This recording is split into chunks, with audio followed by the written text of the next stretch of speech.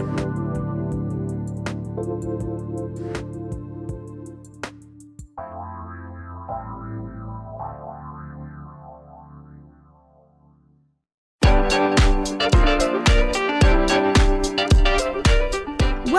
to My Turn Life Coaching with me, Rikki Schwartz.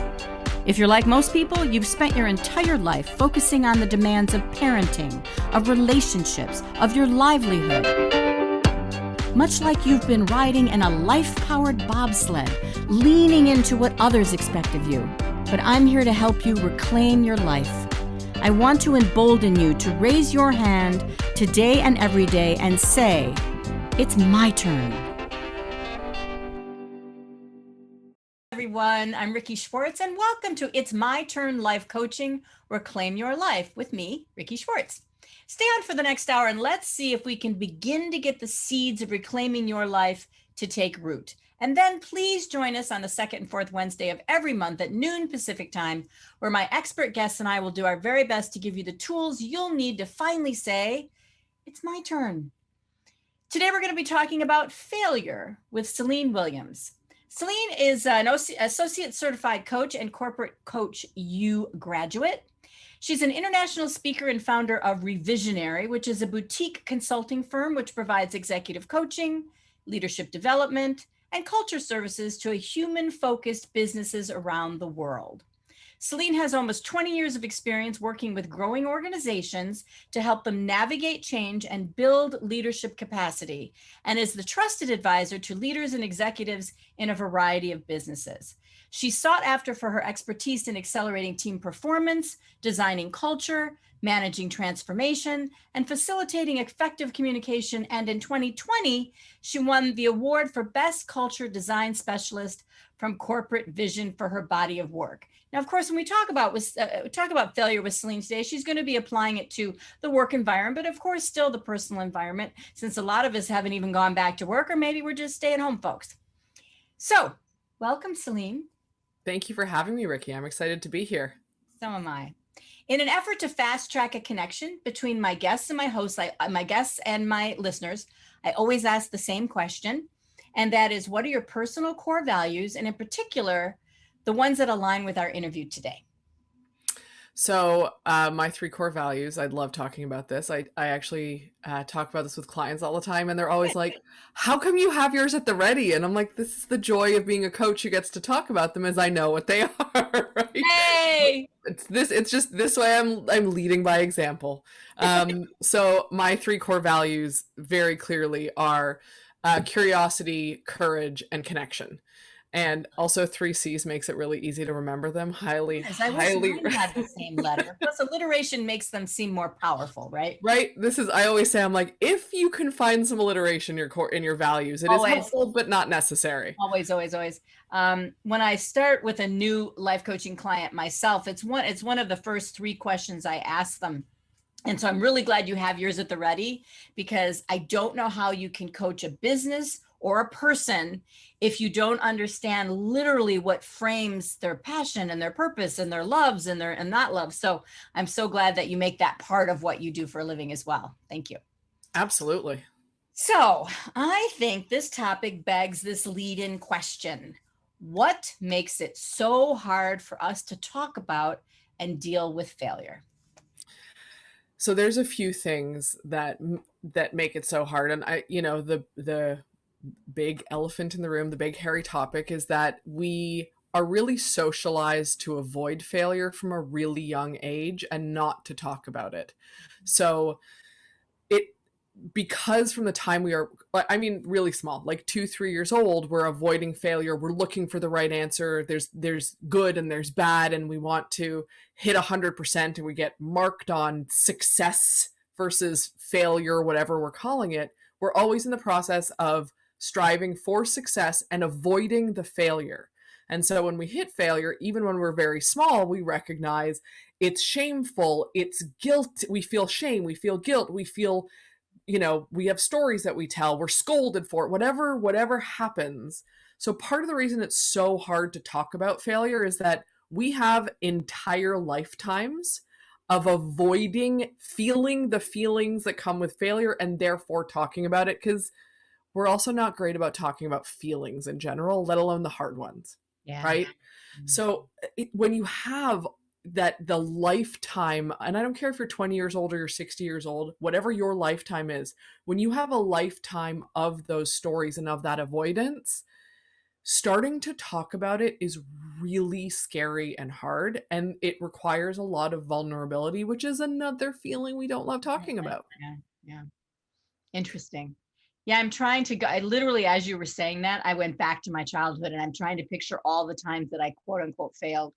And you are absolutely right. There's really not any, I mean, even the best of parents have to set some kind of bar for how to do something the best you can and how to do something better and how to do something not, you didn't do something quite as well as we hoped. So I don't know how you change that culture.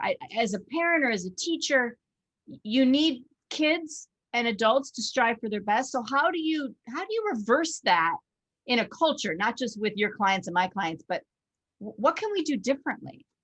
So there's a few really, I'm going to, so easy things that are really, they're simple. It doesn't mean they're easy, right? But there are things. So when we think about, we reward children for their successes, we don't reward them for the process of getting to whatever that end result is. Yeah. So if we start to reward children, also this applies to adults. I don't care if you're in a work environment, I don't care if you're in a partnership, it doesn't make if we start to reward and recognize people for the effort they put into something, instead of saying, we say it with children, oh, you're so smart, oh, congratulations on whatever the result is, instead of saying, look at how hard you work to get there. Yeah. Isn't that amazing, the effort you put into getting? If we start to change that, then we recognize that the value is not in the win, it's in what we did to get to whatever the end result was, which then starts to take the stigma out of failure. So then I'm going to tread on a little bit of a controversial question or topic then. Please. I think parents are divided in terms of kids now getting an activity trophy instead of a first place, second place, third place, and whatever it is. And a lot of parents are like, we're teaching our kids they don't have to do their best. We're teaching our kids all you have to do is be there. So address that against what you just said, because that's interesting to me. So I love that you brought that up. I don't think it's an either or situation. And I think that's really the key. I see. I think that we can reward success, but when we only reward success, then we are stigmatizing failure. And I think that when we can reward success, but also reward the effort to get there, right? So if we acknowledge someone's effort, especially when it isn't successful, then we're not just saying it's an either or zero-sum game. Right. You are either successful or you are a failure. Yeah. You can say, yeah, this didn't work, but look at everything that went into getting there. That's amazing. It doesn't mean you have to get an award. Yeah. Not getting in that place. It's I get really that.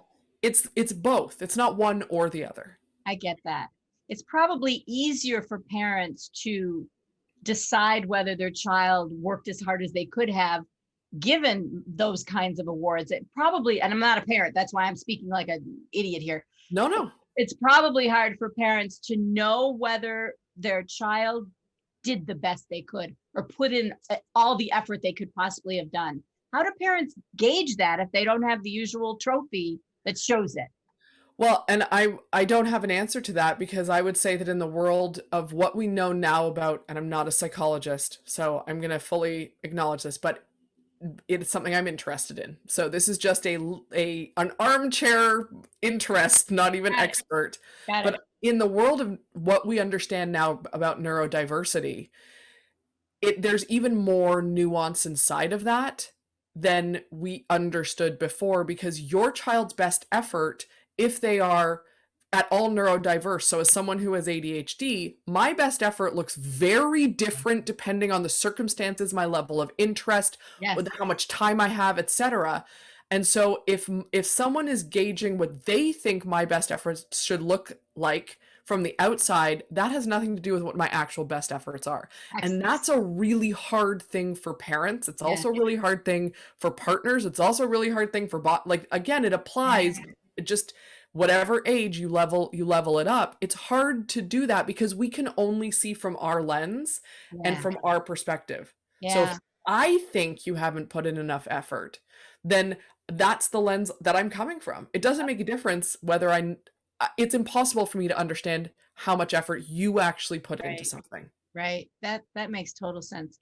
I think you're right. I think that the easy route would be when parents and bosses and friends and colleagues assume that you're able to do what I'm able to do. And if you didn't do it, you didn't try hard enough. So Correct. I think life is getting harder the more they learn about neuropsychology, the more they learn about success and failure. So I think you're really timely in your focus on this subject. And that's why I'm fascinated with it as well. I've spent my whole life trying to decide if I failed, when I failed, if I couldn't have helped but failed. I mean, I'm really hard on myself. So that's why this topic is so important to me. I have had things that were completely outside of my control occur, and I still categorized it as my failure. Yeah, So it's a tough one for all of us for sure. absolutely. Hey, Absolutely.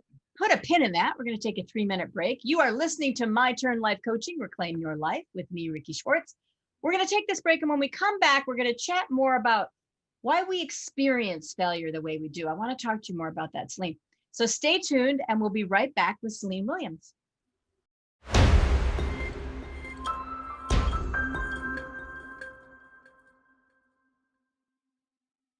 And we're back. You're listening to My Turn Life Coaching, Reclaim Your Life with me, Rikki Schwartz.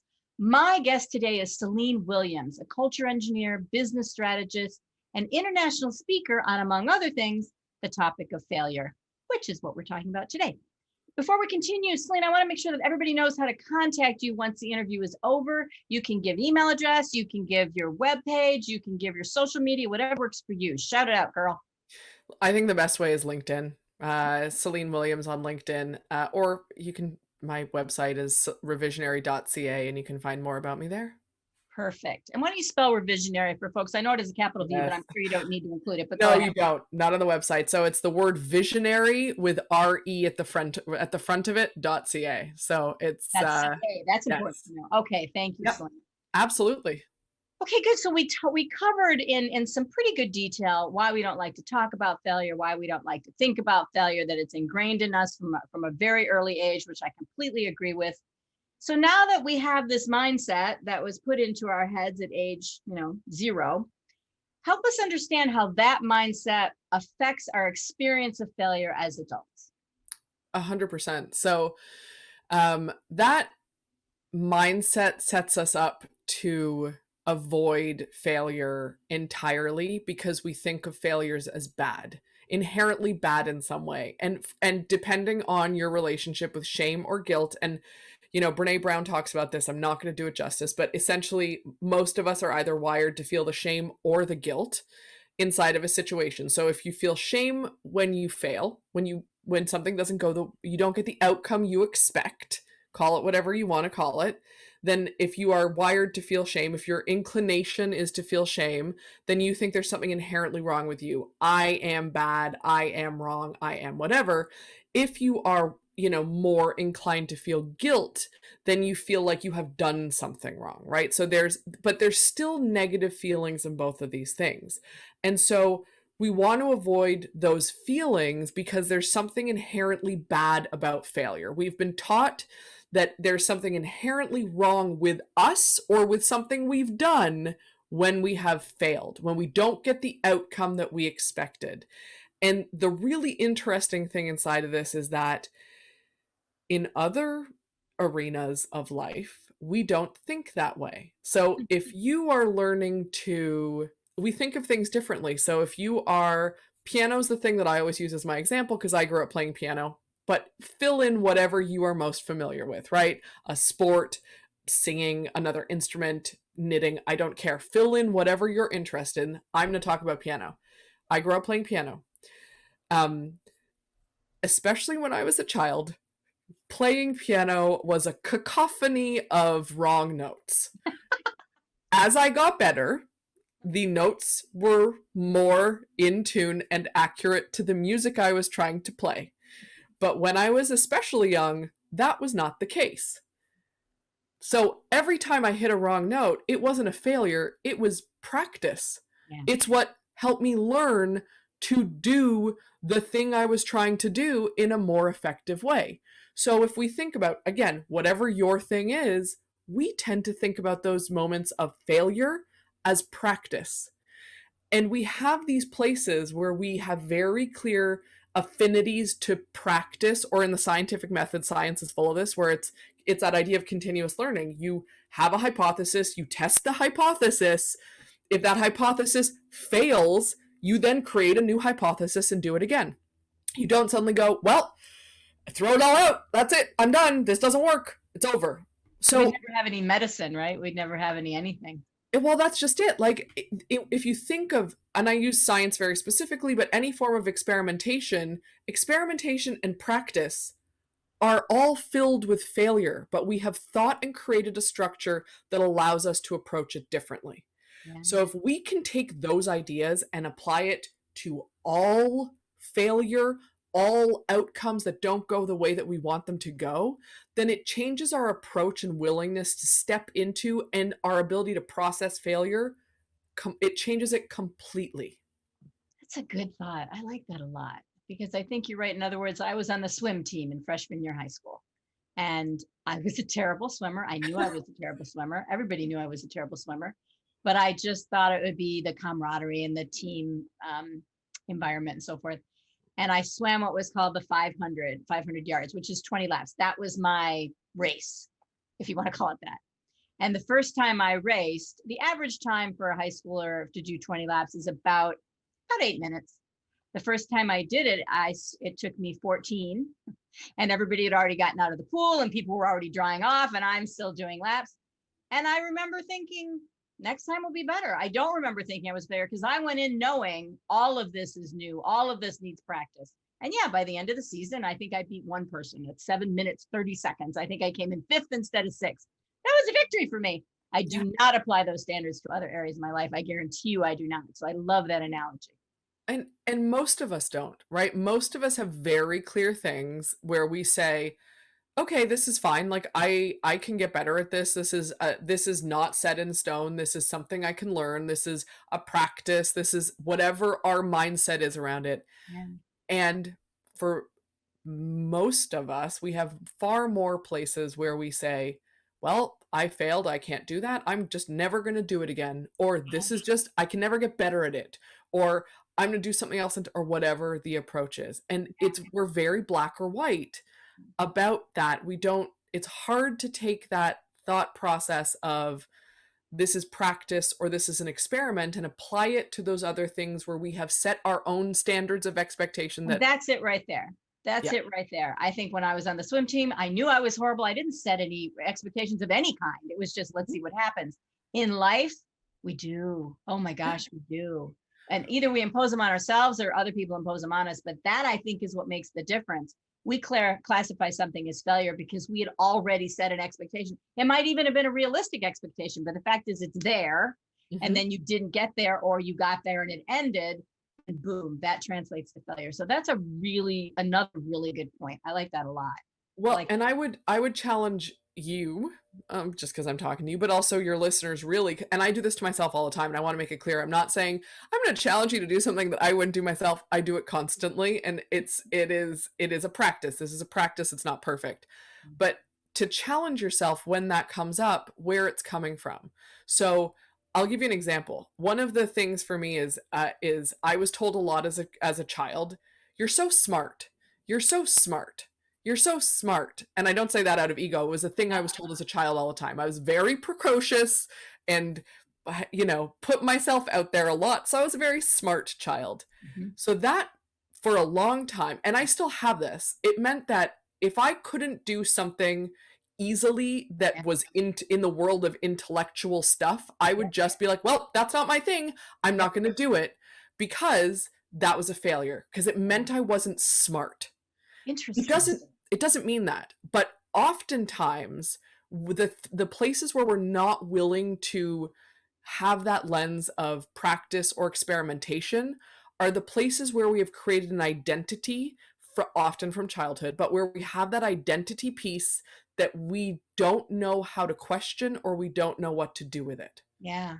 I have a girlfriend who everybody, myself included, her friends, her family, her parents when she was younger, told her what an incredible mother she was going to be. And I still believe she's an incredible mother. I do. She just had that nurturing element. She had discernment. She had all the things that we knew would make it good. Plus, she wanted to be one so badly. She had the passion. And she did have a son. And by I think about age 15, he had a drug problem. And it cripples any parent when you face that. But in her case, just like you're saying, she's supposed to be the best mom in the world. She failed. Never mind all the external influences that reach our kids that are way beyond our control. She did everything she knew how to do. And because of that expectation, she believed she had failed. Perhaps other parents, while their soul is still crushed, they're not going to assign it the failure label. They're going to assign it the tragic, sad, what do I do label. So very interesting. I love that. I'm going to take it back to her, as a matter of fact, because I never thought for her to think back and say, what is causing you to believe that his behavior is your failure? And now I see it. Identity is so tricky, right? It's really hard to identify. I'm a comedian now, but it can be really hard to identify our identity. Like there's no way it sounds really convoluted, but really when you're inside yourself, it can be really hard to recognize where your identity is the challenge, where the thing that you have put at the center of who you are, when it's serving you and when it's not, because it's not always serving us, and we have to recognize that in order to shift or change anything. Yes, I was raised by a single mother. And during my high school years and a little bit before, we struggled quite a bit. We were on food stamps. We were really struggling. She was a bookkeeper. She worked her butt off, but it was sometimes hard to make the bills. And she told me from the time I was very young, after my dad left pretty much at age 11, nobody's going to take care of you. You take care of yourself. You can do this. You're a strong girl. You're a smart girl. You take care of yourself. Never expect anybody to take care of you.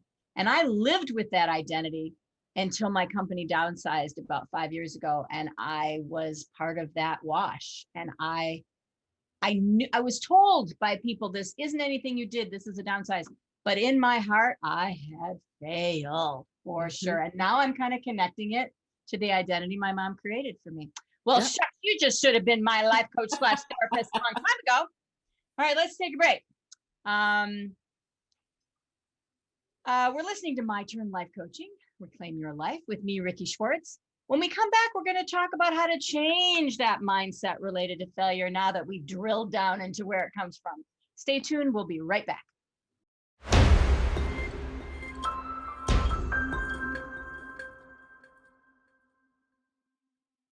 You're listening to My Turn Life Coaching, Reclaim Your Life, with me, Rikki Schwartz.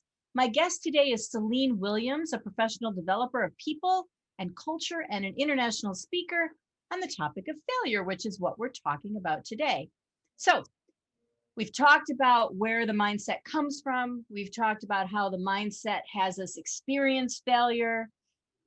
In this next segment, I want to talk about how do we intentionally reframe that mindset? How do we think about and approach failure differently now that we have a better understanding of where it comes from?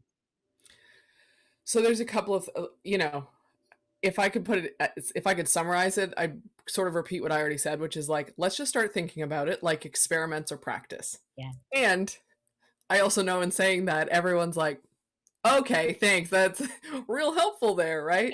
Yeah. Sounds very, like many things, it sounds really simple. And truthfully, it actually is that simple. If we can start thinking of failures and mistakes as practice and as experiments, it changes everything. And it's actually not that easy, because we have years of stories, we have years of experiences, we have years of the feelings that we're feeling. And so while it sounds really easy and it is simple, it's not. It takes more than that. And so, and the first thing that I always tell people to do is to, even for themselves, And again, this applies to a work environment. This applies whether you run a team, whether you're on a team, whether you're a parent, whether you're dealing with your partner, whether you're dealing with your parents, whether you're dealing with any life situation. It does not make a difference. This is not for one thing or the other. The first thing we need to do is admit that there was a failure. So actually name it for what it is, because a lot of the charge that comes from failures, right, we're burying it, we're avoiding it, we're not actually naming it and admitting it. It's in psychology they talk a lot, still not a psychologist, but in psychology they talk a lot about the importance of naming feelings, and everyone's always like, giant eye roll, it's a game changer. It's a game changer. There's a reason that last spring when the pandemic hit and there was that HBR, I think it was HBR article that basically named the feeling that everyone was feeling as grief, and it went viral. Yeah. Why? Because it named the thing that people were feeling that they were afraid of or avoiding or whatever. So I'm just as guilty. I couldn't name the feeling. I just knew that everything inside felt tight and horrible and anxious. And the minute I named it as grief, I could A, cry, which I hadn't done. And I could B, say, if it has a name, it has a solution. Right. Right. There's a huge power in admitting it and naming it and admitting it and just looking at it, not putting it over here and going, that's what, I don't know what you're talking, but like really looking at it in front of your face and giving it a name and admitting that it happened. And so the first thing, in the process of changing our perception of experience of failure is that it is really naming and admitting it. So let me ask you a question. For folks whose marriages failed, are they supposed to name the marriage as a failure or themselves as a failure when they're labeling it? So that's a great question. You are never naming yourself as a failure because you are not a failure. No one is a failure. So do not do that. That is not a thing. That is a relationship that did not work. Can you say I failed at the marriage, or is that still not the direction you want to go? No, because I actually love that you're asking this question. I can't even tell you how much, because I think that our natural tendency is to say, I failed at the marriage, I failed at a relationship, I failed as a parent, I failed at whatever the thing may be. Yes. I don't know a person like in my life that I have worked with in existence. I don't know a person in existence who can say that without judgment. I agree. If you are a person who can say, I failed at my marriage, and there is no judgment inside of that, first of all, please call me because I would like to talk to you about it. So first off, get in touch. Second of all, sure, if you are that person that can say, I failed at this, and there's no judgment, go for it. Yep. For the 99.9% of us who cannot do that because we have judgment when it comes to failure, we're not doing that. We're not doing that. We can say the relationship failed, the marriage failed, because the marriage is not just you, it is a number of things. And so the marriage, the relationship failed. And then inside of that, you're going to say, here are things that I did, not who I am. Yes. Here are things I did, here are behaviors. Here's things the other person did, here were behaviors. You're going to remove as much judgment as possible. It's not character assassination. There's nothing wrong with you or the other person or other people involved. These are just behaviors that happened that didn't serve the relationship, which is why the relationship didn't work. Right. I think one of the more common failure statements when a relationship fails, if you were cheated on, is the person will blame themselves for being cheated on. I mean, this runs deep. Yes. And it's, so being cheated on is a really interesting example because the blame often goes to the wrong people in general. So when someone is cheated on, we blame ourselves. If I'm cheated on, I'm blaming myself. There's something inherently wrong with me, which is why I was cheated on. Absolutely. And then we blame the person who our partner cheated on. Amen. That person, I am blaming that person. That, whatever labels or language or character assassination I'm going to be focusing on, these are the two people that get the most blame. Yes. Right? We might, and at some point in some way, we are likely to blame our partners as well. but that's usually not the focus No, of the blame. certainly not the first. No, Nope. no. I think it is the first in terms of when you first find out, you will call the partner a whole bunch of mean names and you will say, "How dare you?" and "I trusted you." But I think internally the conversation has already started. What did I do? What did I do? What did I do? What did I do wrong? What did I do wrong? So even when we think we're slinging the arrow in the right direction, we're not. Well, so I think a lot of that comes from we're not great, again, naming feelings. I'm gonna, we're not great at naming the feeling of being hurt, and instead we're more comfortable with anger, Exactly. right? So Women in when we particular. women in particular, Well, both, actually both. Yeah, go yeah. ahead. And so we direct our anger rather than looking at the actual hurt. Hurt. Yeah. And so we get lost in the blame of that because we're not, the thing that's really going on is the hurt, and we're not looking at that. And I mean, look, there are people who are in therapy for years to get to the hurt because they're so stuck in the anger and the easy external representation of it. Yes. And I think when I said mostly women, I really meant that sometimes we're really hurt, but we don't go there. So we get angry at ourselves or we Yes. internalize it and then we have depression. All of that in an effort to just not name the damn feeling. I Yeah. am so hurt right now. Yeah. Yeah. Yeah. It's hard to do. It's hard to do that. It's hard to, and the same thing happens with failure, right? It's hard to name the thing. Yeah. We avoid naming the hard things. Gotcha. And I will give you the flip side of this. I actually think that women especially, but humans in general, we also are not great at naming the good things. So we're not great at being like, I'm feeling joyous in this moment. This makes me excited. Like, we're not also great at naming the really positive things either. Yep. We tend to be really good at naming the middle of the ground things. Yeah. Right? Yeah. And I'm a big fan of naming things good and bad and owning them for what they are, and actually facing them, because I think that's how we grow. I mean, I'm just going to it's really how we grow and how we lean into whatever the next evolution of who we are is. Yeah. Yeah. Yeah. That's I always wonder whenever I have any feeling, since I've been a life coach for so long, I'm always saying, is that really your feeling?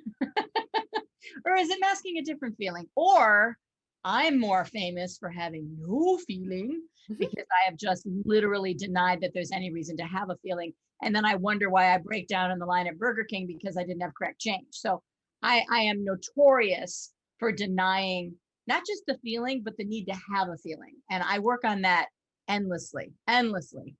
So Yes. I can see where this would contribute to all of it, particularly if it's related to shame or guilt. Holy smokes, I'm going to avoid that like the plague. So I just feel nothing. I'm fine. Everything's just fine. Yep. And I'm not. Yep. And we all have different ones, right? I'm the same. I'm very similar, by the way. So I have the added bonus of, I feel so bad for anyone who's in my life. I have the added bonus of many years of denying the feeling, especially the hard feelings or the ones that I don't want to have, and many years of training and managing my own emotions. Yeah. So when you put the two together, it's a cocktail. It's a cocktail of getting through that layer can be a whole level of challenge, because I basically have two fortresses up, two walls of my fortress that are very well built. Yeah, mine too. And when you mentioned that we don't always experience the highs or the joy, I can tell you that particularly when I was downsized, and then what followed fairly shortly after was a serious diagnosis and surgery, and then 2 broken wrists, and then the pandemic, they all kind of came after one another. And so I was kind of in a state of this because I could not deal with the pain. And when you're in a state of this, you don't really feel any joy either. I was so muted. In general that I never felt really anything. And I think maybe the downs are what cause the inability to go up, particularly if it's failure related. Would you agree? I totally agree with that. And I think an interesting observation I have, I'm not saying this is factual, is that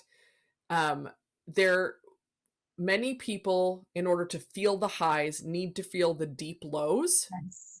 And when we start to cut off those lows, when we start to like cut the tips off a little bit, we also start to cut the tips off the Yeah. top. And then which is not necessarily a bad thing if we reintegrate and figure out what the joy feels like now without that like crash needed. A new normal, a new joy that's more Exactly. stable. I Yeah. always compare joy with happiness. Happiness to me is woo, like a sugar buzz. When you eat too much sugar, you get this high and then you kind of crash. So happy makes me a little bit nervous when people use that word.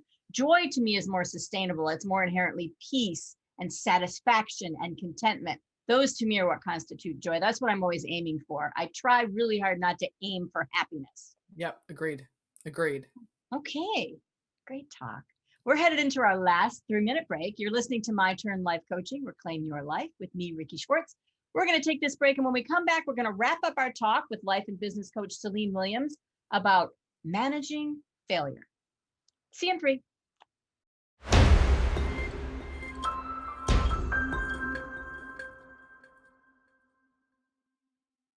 You're listening to My Turn Life Coaching, Reclaim Your Life with me, Rikki Schwartz. I have Celine Williams here talking about the intentional mindset of failure, or where the mindset comes from and how we manage it and so forth. So in our last segment, Celine, we have about 7 minutes or so. What are the key questions we can ask ourselves when managing through failure? I know we already went through one, which is, where does this come from? Where did this identity come from? Let's go back to that. Any other questions we can ask ourselves to kind of climb our way out of the failure mindset hole?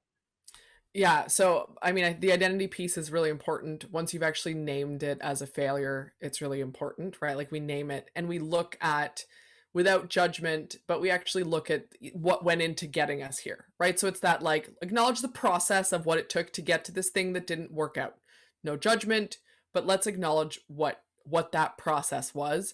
And then, I think the most important question you can ask yourself when you're in the process of managing through, dealing with, accepting a failure, whatever the case may be, is, what can I learn from this?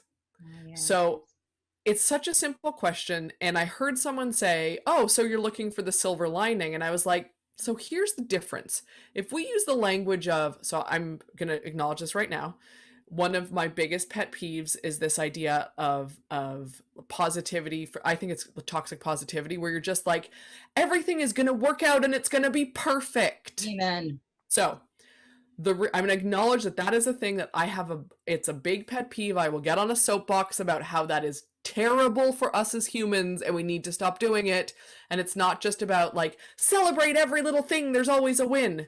Listen, there's not, that again reinforces the idea that means there's always a fail, right? So let's stop doing that. The silver lining, that language is so tied into toxic positivity. I really dislike it. However, we can always find a lesson inside of something. So you're not looking at this is going to serve me in all these wonderful ways and everything.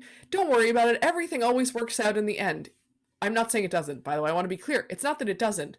But if you're in the middle of a failure and someone says to you, or you're supposed to think, how is this serving me? Yeah. Nope, you're going to you spiral out. But we can ask ourselves, what can I learn from this? What can I learn from it? What is a lesson inside of this for me? Yes. Oftentimes with time, when we go back and we ask that question over and over again, the lessons grow, we learn more and more because we're open to it. Yes. But probably the biggest question we can ask ourselves to open ourselves up to failure is just that simple. What can I learn from this? Got it. That's another pet peeve of mine, which I'm going to assume is a pet peeve of yours, given what you just said, is everything happens for a reason. If I hear that one more time, I might just become physically uncomfortable. Wait, I just was. Mm-hmm. And particularly when it's assigned a biblical basis, which there's nothing in the Bible that says that. But what I do tell people who say that is, I don't know that everything happens for a reason. I don't think the universe is that organized. But what I can tell you is there's a lesson in everything, and it's your job to find that lesson. And then you will have found a reason, I guess, why it happened. That's as close as I'll go. Would you agree? 100%. And I think that's a really important reframe, is that, everything happens for a reason, assigns this external something guiding the whatever that some people believe that, some people don't, to assume that that belief is somehow applicable to everyone is very toxic and very it's just us trying to confirm something to make ourselves feel better. It has nothing to do with the other person and how they feel. And It's so very, I think I mean, I've heard people say it at a funeral of someone who lost a child. And at it my is mother's so funeral. offensive to me when I hear that. Yeah. Yep. I had it said to me at my mother's funeral where it was like, it'll all work out. Everything happens for a reason. And I was like, No. Cool. Thank you. Like, Cool. what do you, because it, again, that's not said to me to serve me in any way. It is No, because they don't know what to say. So they just say a Right. platitude, and it's a crushing platitude, because now if you are faith-based, now you're thinking God took someone you loved for a reason? It's a horrible thing to think. So, Yep. bleh. But your point, Go ahead. well, I was going to say your point of there's a lesson in everything. That is a really sort of neutral place that we can all come from and get to, that is about the other person. It is about, whether it's, by the way, taking care of ourselves and self-care, or looking or saying that to someone else when they're in the right space. Please do not say it in an inappropriate time. Like, let's acknowledge, like, let's be empathetic. Right. I mean, that's what I'm thinking. If you have empathy, and it's one of my strength finder strengths, so I feel like everybody should have it, but that's not fair. Mhm. But if you have empathy, think how you would feel if somebody said that to you at your mother's funeral. Good Lord. So yeah, I'm always a little bit offended. I can tell you that from personal experience, if we're going to kind of tie it back in the last minute, when I was downsized and I thought my life was over, I was pretty darn sure, and that it was my fault. I remember thinking, like you said, think about lessons learned, lesson learned, lesson learned. And the first thing I thought of, all my life, I've wanted to do radio, television, podcasts, certainly never had the opportunity. And the last few years of that position, I was doing podcasts, and I was doing it as part of that job. And I thought, that's my lesson learned. Now is your opportunity to take what you've always wanted to do. And as you'll see, what unfolded was the podcast for the Becoming a True Agile Leader. And now this podcast, that never would have happened if I wouldn't have been looking for the lesson. What are you going to learn from this? Maybe you learned that you weren't doing what you always had passion for. So let's do what you have passion for. So for me, lesson learned was the great way to think about it. I was able to climb out of the hole with that. Absolutely. Yeah. It's such a, again, it's a simple question to ask, and it is very powerful, and it changes our state. It changes our emotional connection to things, to shift out of like blame or focus or into, okay, so what's the lesson? Like, what, it's stepping into objectivity from subjectivity. Yeah. That's kind of the shift, that. right? It's the shift that allows our brain it's the shift that happens in our brain when we go from my experience of a thing to, okay, what's the lesson? Yeah. Right? Internal to external. That's a good one. Oh my God, I could talk to you for another 2 hours. But before we close out, can you please share again, whatever social media handle or webpage you want to share with the listeners so they can find you? Yep, they can find me on LinkedIn. It's literally Celine Williams. I'm very easy to find on LinkedIn, miraculously. Or my website is Revisionary, which is visionary with an R-E at the front, .ca. Perfect. So I want to thank the listeners today for, again, taking time out. It always means so much to me. It's always such an honor when I know that you're out there. And if any listeners are interested in finding out more about my life coaching services, don't compare mine to Celine's though, because I think she might be even better. But if you want to know about my life coaching services and how they're designed to help you reclaim your life, go to myturnlifecoaching.com. There you can also go to the podcast tab to find recordings of this and all of my transformation talk radio shows. Last but not least, special thanks to my amazing producer, Jacob Kappas. Finally, I'm going to close out this interview, as I do every interview, with one of my favorite quotes related to life transformation. Today's quote is from Winston Churchill, and he says, "Success is stumbling from failure to failure with no loss of enthusiasm." Till next time, be thinking about what you can do to reclaim your life. Thanks again, everyone. Thanks so much for tuning into My Turn Life Coaching with me, Rikki Schwartz. Now, before you go, ask yourself this question.